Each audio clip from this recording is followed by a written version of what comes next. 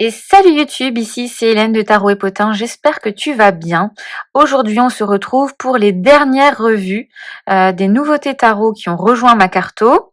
Et croisons les doigts, j'ai fait un pari de mois à mois, ça devrait être les dernières nouveautés avant un petit moment. À tout de suite.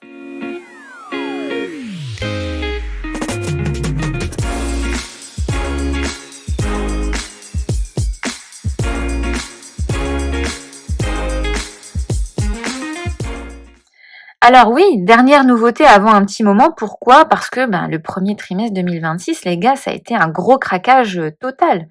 Autant fin d'année, je me suis un petit peu calmée, mais là, il y a eu beaucoup trop de joyaux dans les nouveautés, on va dire. Alors c'est pas pour me déplaire, hein, qu'ils ont rejoint ma carto, ces petites pépites, mais voilà, j'ai pas non plus envie de passer à côté de ces jeux-là en les découvrant à la volée, on va dire. Je pense qu'il faut un peu de temps là pour les découvrir avant de avant d'intégrer des nouveaux jeux, même si bon, je mets un petit joker sur le Amoria Tarot forcément, mais celui-là, il devrait pas arriver tout de suite. Donc on va se calmer un petit peu et heu et puis voilà, trêve de blabla, je te présente tout de suite la dernière pépite de chez Destiny, le Incantodoro Tarot, que tu as déjà vu passer sur ma chaîne, mais pas sur le format Destiny. Tout simplement parce que le Incantodoro, c'est un tarot italien de 1835, c'est un tarot milanais, Tarocchi Milanesi, comme on le voit souvent sur certains tarots italiens. Qui vient de l'imprimeur Ferdinand Gumpenberg et du graveur Carlo della Rocca.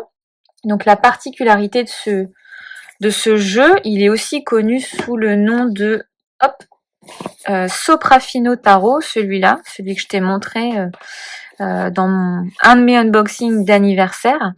Celui-là, pardon, il vient de chez Il Meneghello. Et donc en fait, sa particularité, ce jeu italien, c'est que ça a été les premières gravures sur plaques de cuivre, alors qu'avant c'était gravé sur du bois. Et puis après, il a été créé là en 1835 pendant une période assez particulière. Au niveau je pense qu'au niveau contexte historique, il y a une histoire de de guerre, de tensions militaires, etc. Donc voilà. Donc il arrive dans une boîte un peu classique de chez Destiny qui s'ouvre comme ça, magnifique. Donc moi j'ai l'exemplaire 191 sur 1000 et voilà, il est tout récent, il a été produit en février 2026. Donc il arrive avec des tranches comme ceci.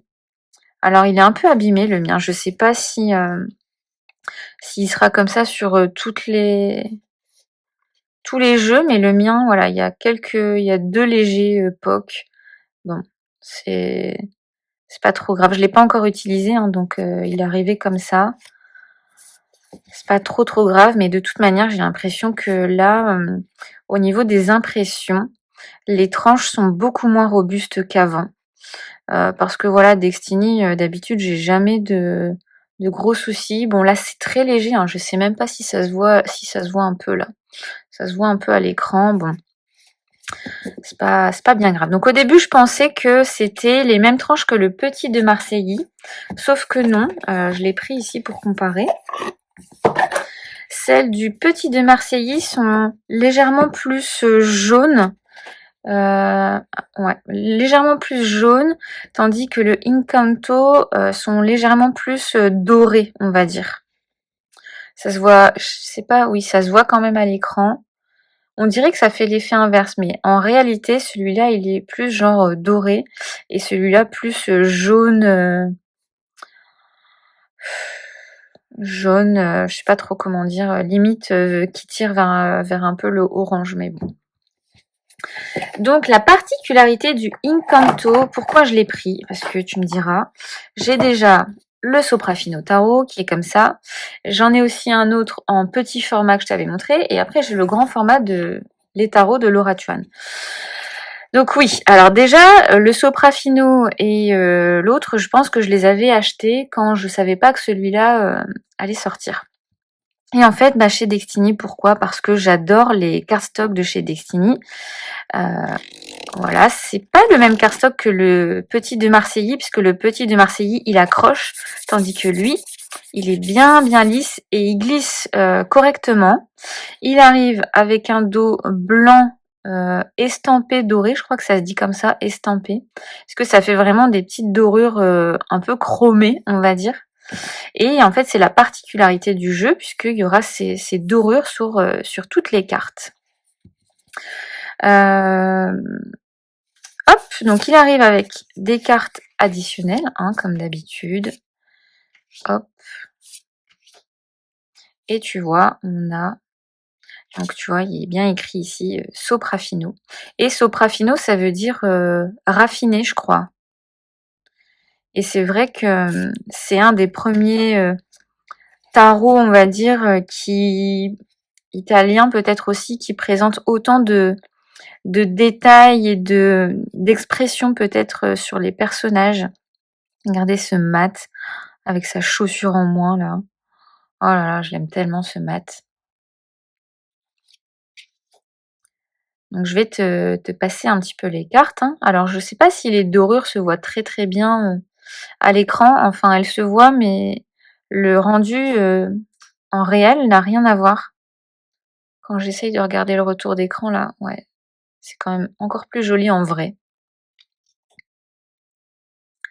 Donc j'étais quand même surprise, de voir ce jeu chez Destiny, parce qu'en général, on est sur des jeux beaucoup plus, modernes. Les tarots de Marseille, c'est pas trop leur truc, on va dire. Et quand j'ai vu, bah, qu'il y avait le petit de Marseillis, bon, qui lui était prévu depuis longtemps, c'était pas trop une surprise à sa sortie. Mais celui-là, je l'ai pas vu venir.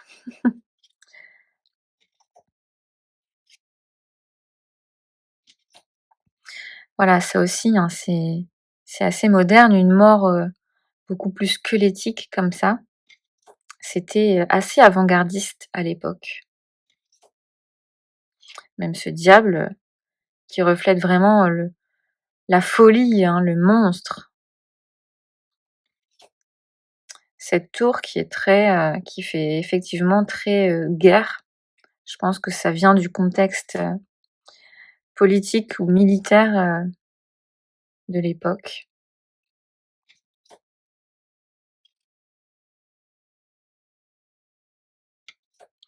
Donc voilà, c'est un jeu que j'affectionne beaucoup. Enfin, quand je dis un jeu, je parle, du jeu originel, on va dire.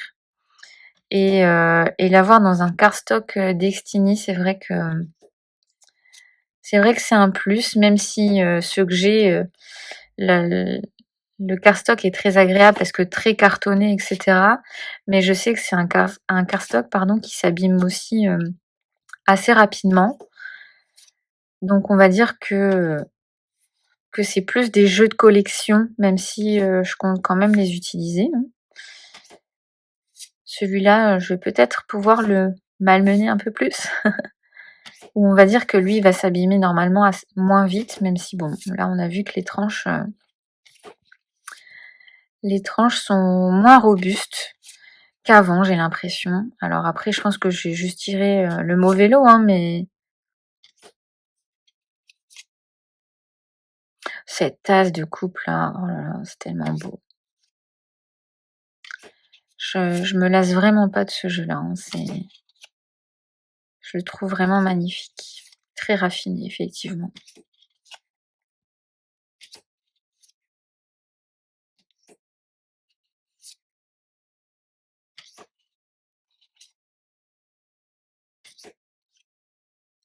Je te laisse, profiter un petit peu sans son aussi.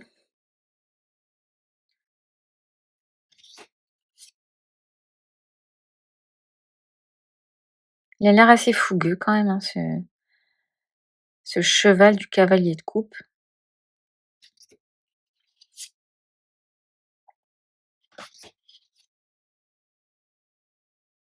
Regardez son chapeau à lui là. En fait, ça fait un tarot très principauté, royauté, tu vois.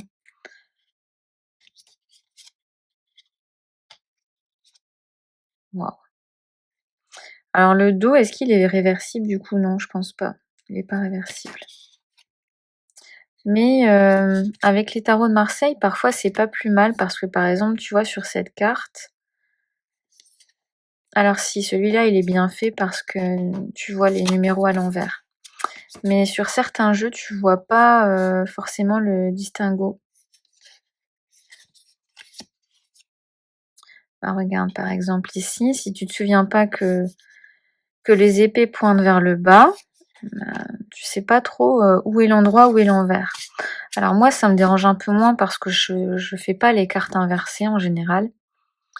Mais pour les personnes qui font les cartes inversées, c'est parfois pas plus mal d'avoir un dos qui est pas réversible. Comme ça, avec le Marseille, tu vois plus facilement si la carte arrive à l'endroit ou à l'envers. Il est magnifique. Donc le prochain qu'ils sont en train de faire, là, celui qui est un peu comme une map monde du tarot. Je pense pas craquer,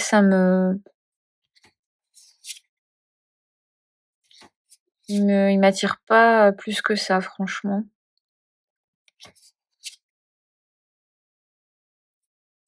Magnifique, ce cavalier de denier là, oh là là.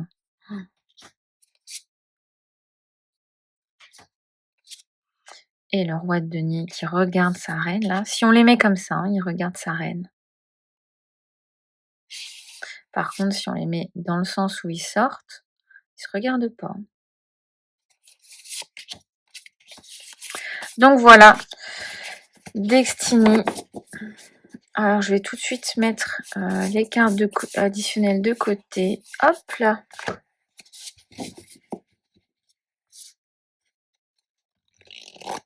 Vraiment chouette. Dommage pour ces petits accros, mais oh, c'est pas bien grave, j'ai envie de te dire. Hop. Donc voilà pour le Incanto d'Oro. Et ensuite, hop. Ensuite, je voulais te montrer ces petits jeux additionnels. Hop, des signes du zodiaque.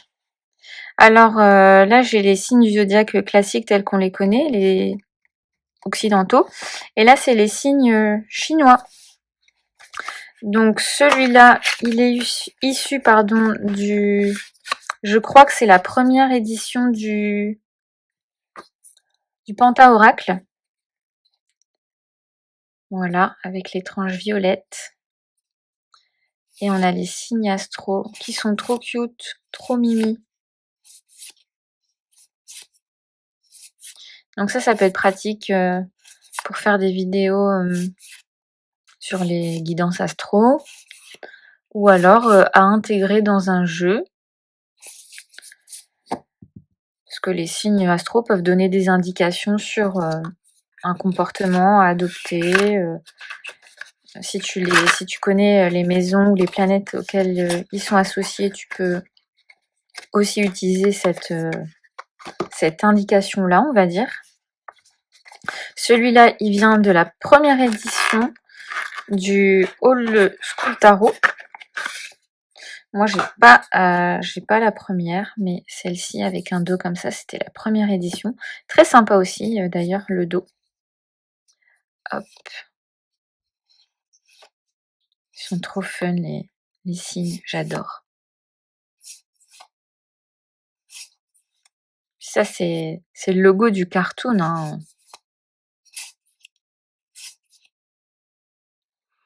Je sniffe le jeu, il sent trop bon.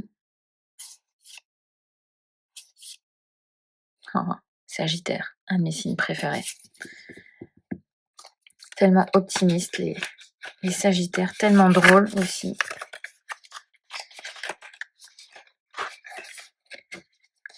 Hop, et celui-là, donc ça vient du Pentaoracle aussi, il me semble. Mais ce sont les signes chinois. Donc le rat, le buffle, le tigre, le lapin, le dragon, le serpent, le cheval, la chèvre. Moi, je suis chèvre, super. Le singe, le coq, le chien, le cochon, le chat. Il n'y a pas le chat normalement dans les signes chinois. 1, 2, 3, 4, 5, 6, 7, 8, 9, 10, 11, 12. Ah, c'est une carte additionnelle. Bon, nous on a bien inventé le serpentaire. Peut-être qu'ils ont inventé aussi un nouveau signe, hein, je sais pas. Je m'y connais pas trop en astro chinoise. Donc je les trouve super sympas. Je sais pas trop s'ils sont encore dispo. Je t'invite à contacter Oracle Inzel hein, si ça t'intéresse. Peut-être qu'elle pourra en avoir, mais je suis pas sûre qu'elle en ait en stock. Et comme elle vient de passer commande, pas sûre du tout. Donc je me prends un petit coup de thé là. Et donc maintenant on sort complètement du champ d'Extini. Parce que la dernière pépite qui est arrivée. Ah là là là là. J'en ai eu des péripéties avec ce jeu. J'en ai eu. C'est le Eros Tarot, The Garden of Love. Donc le tarot d'Eros. Eros, pour info, c'est le fils d'Aphrodite en mythologie grecque. Et on le connaît plus souvent, Eros, sous sa forme... Ouh, j'ai un trou de mémoire. J'ai oublié un mot. Ah! Sous sa forme romaine, pardon. Puisque dans la divinité romaine, Eros n'est autre que Cupidon. Voilà, voilà. Donc, est-ce que je me risque à te montrer ce jeu? Parce que j'ai préparé mes petites pièces, mais je pense que les pièces ne suffiront pas. Parce que c'est quand même un tarot olé olé. Voilà, c'est pas trop dans mes habitudes d'avoir des jeux olé olé. Mais en fait, je cherchais un tarot en lien avec l'histoire d'Eros. Alors je sais que le Love Letter Tarot, il fait beaucoup plus écho à l'histoire d'amour entre Eros et Psyché. Mais celui-là, il est vraiment plus osé. Il est, comment dire, beaucoup plus, oui, axé sur la pratique de l'amour en elle-même, j'ai envie de dire. Mais il m'a vraiment tapé dans l'œil. Donc il arrive avec un dos comme ceci. Si je dis pas de bêtises, les créateurs sont les créateurs du Pagan Tarot. Voilà, en tout cas, c'est exactement le même cardstock. Alors, je n'ai pas le Pagan, mais tu sais, c'est des tarots. Je sais pas s'il est écrit là. Uzi. Uuzi. Published by Uuzi, tu vois. Donc, je crois que c'est la même maison d'édition que le Pagan Otherworld Tarot. Donc, le dos, j'aime, hein, j'adore. Voilà, ça fait très classique tarot de Marseille, on va dire. Ce que j'aime aussi, donc je suis désolée, alors soit il y a des cartes que je vais passer très rapidement, soit je vais devoir mettre mes petites pièces dessus, je sais pas trop comment je vais faire, mais voilà, tu vois, rien que là, c'est un peu compliqué. J'ai un peu peur de me faire strike par YouTube. Mais c'est de l'art, YouTube, si tu m'entends, c'est de l'art. Je pense qu'on voit bien plus aujourd'hui dans la télé-réalité, sur les réseaux, etc. Là, c'est juste un jeu de cartes. Je pense que si on va au musée du Louvre, on voit bien pire que ça. Enfin bref. Donc là, ce que j'aime bien, c'est que on a une carte additionnelle qui s'appelle le Seeker. Le Seeker, c'est en gros le consultant.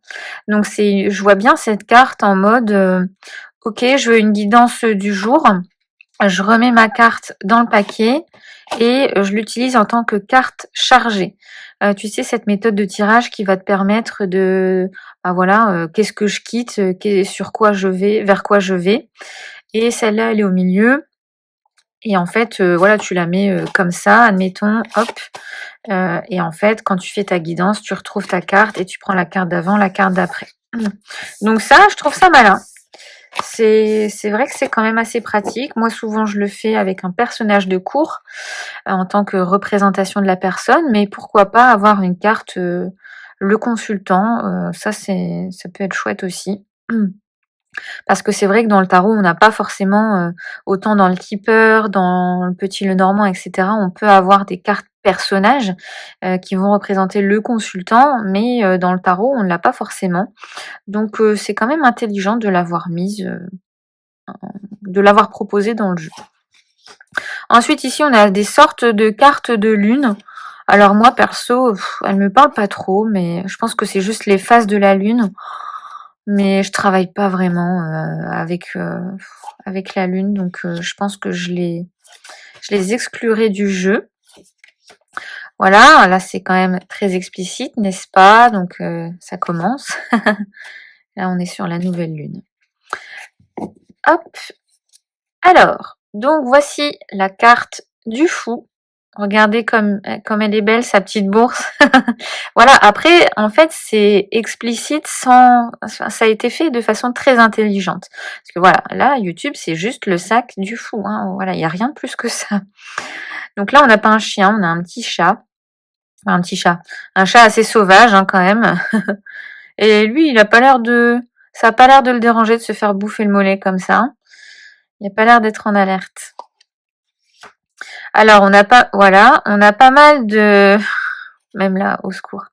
Donc là, tu vois, notre magicien, il a une cigarette en main et autre chose, voilà, de très explicite. C'est un objet qu'on reconnaît bien. J'adore. Il regarde un peu partout en même temps. Il y a un strabisme. Hop, voilà notre papesse. L'impératrice. Voilà. Très jolie, hein, cette fleur. Donc je te dis, je vais peut-être pas te relever toutes les subtilités, mais on a un empereur. Alors ce que j'aime avec cet empereur, par contre, c'est que il a les yeux blancs. C'est comme s'il était aveugle et qu'il utilisait ses autres sens pour construire ou pour agir, on va dire. Il est sans pantalon.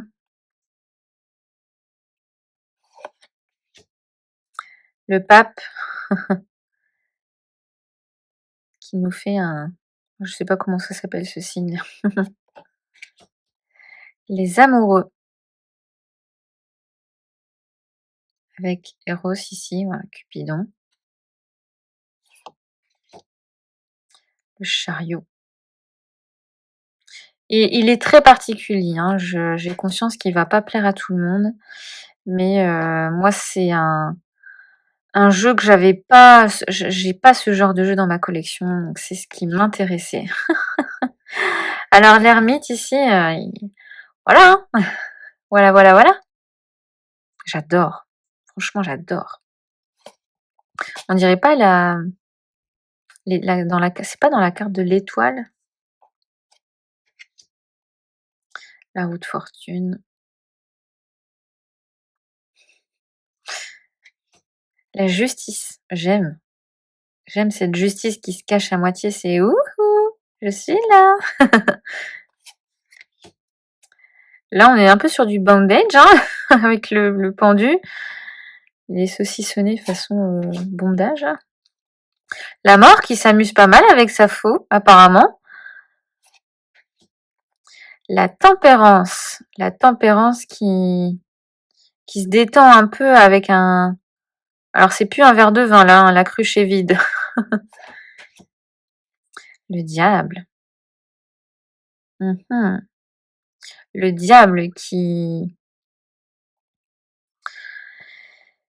qui essaye de rapprocher des personnes, mais l'impression que j'ai, c'est comme si lui, là, il était maqué et qu'il lui disait, mais allez, vas-y, elle est encore pure, vas-y. Oula. Donc là, bah, la tour. Voilà, la carte de la tour. L'étoile, voilà. En fait, c'est un mélange de l'étoile et de la lune. La lune. Le soleil. Oh, j'adore cette licorne.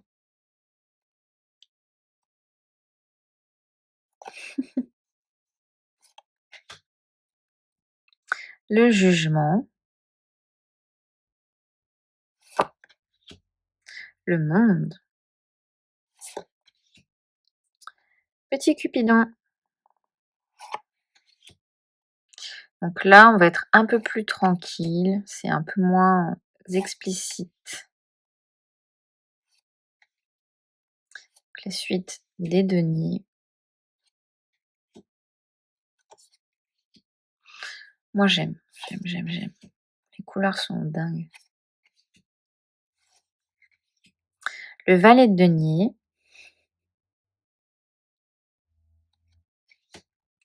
Ah bah, classe, le cavalier de denier, très classe.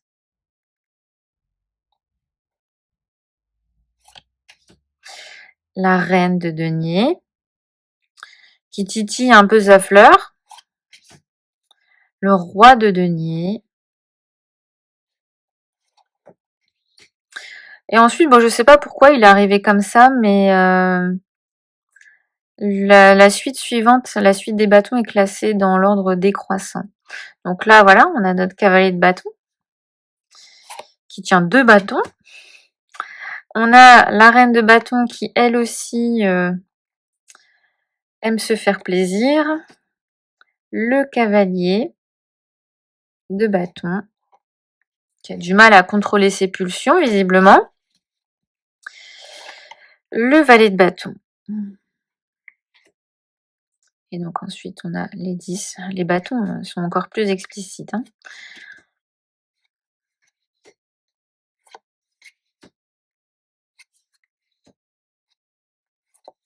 J'aime le travail qui est fait sur les...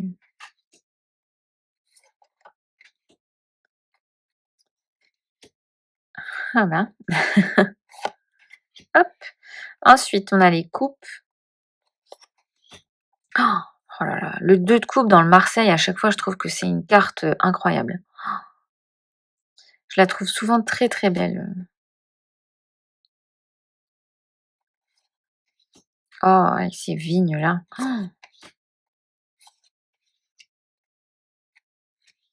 Donc visiblement, on a une suite de coupes avec du vin.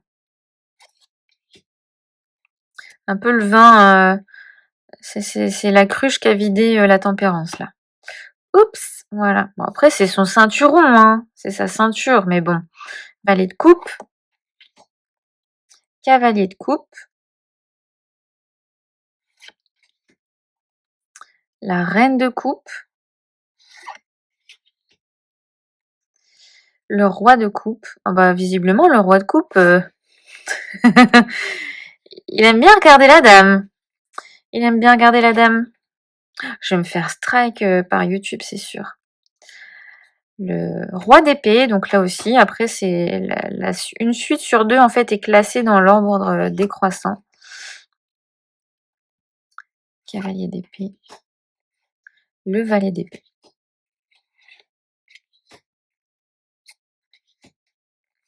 Donc voilà, c'est très spécial. Mais écoute, moi j'aime bien. Oh, je l'ai tellement attendu puisque j'ai eu des soucis de... Sympa. J'ai eu des soucis d'expédition. Donc je sais plus sur quoi je l'ai trouvé. Je sais qu'il était au Salon des Arcanes pendant un moment, mais j'étais complètement passée à côté. Puis là, il n'y en a plus. Et donc, je l'ai commandé sur un site italien, mais pas le même que j'avais déjà partagé. Donc voilà pour ce jeu. Hop, je vais tout de suite mettre de côté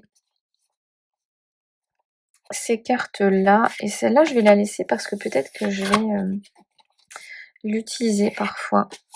Hop. Et voilà. Donc c'est tout pour moi. C'était une courte vidéo, mais comme normalement je suis pas censée recevoir de nouveautés prochainement, ça me tenait à cœur de faire cette petite review avec toi. Donc n'hésite pas à me dire si toi t'as reçu tes jeux Destiny, ça m'intéresse de savoir sur lesquels tu as craqué. Je pense que le Propop, il y a quand même il y a quand même eu pas mal de succès. Et puis je pense que le Incanto, lui, il y a eu moins de succès, mais bon, c'est normal. Déjà, c'est un tarot de Marseille, et je pense qu'il y avait pas mal de personnes qui hésitaient justement à cause de ces dorures. Des personnes qui avaient un peu peur que ces dorures viennent polluer un peu les dessins. Écoute, moi j'adore, ça lui donne pas mal de cachet, je trouve. Donc voilà, voilà. Donc je t'embrasse bien fort et puis je te dis à très bientôt pour une prochaine vidéo. Des bisous. Ciao, ciao.